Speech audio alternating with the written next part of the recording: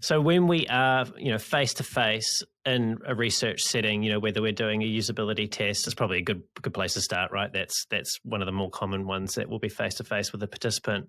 What changes do we have to make to the way in which we conduct research with people who don't have disabilities so that that research is a great experience and also an effective experience for people that have disabilities?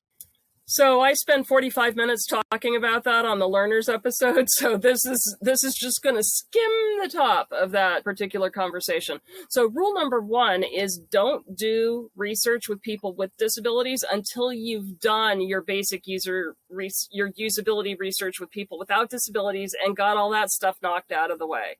Because if it's a problem for users without disabilities, it's going to be a huge problem for users with disabilities.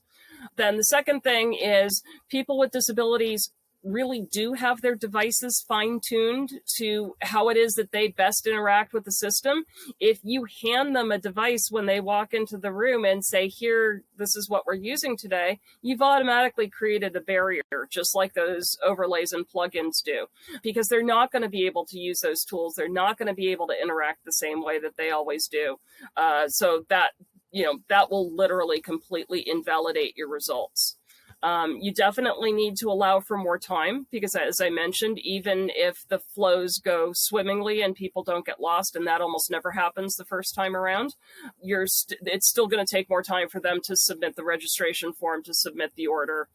And then I always say, be open to the answer to the question that you didn't know to ask. So we had one user research study that we did once where people were getting groceries delivered to their house. That was what we were studying. And at the end, we have our throwaway, is there anything else you'd like to tell us question? And the answer was that they wanted to play Monopoly. So every year, this grocery store chain was famous for its Monopoly game and giving away multi-million-dollar prizes, and that wasn't accessible, right? They were like, great, I can buy groceries. This is good. This is useful. I can use this. I want to play Monopoly.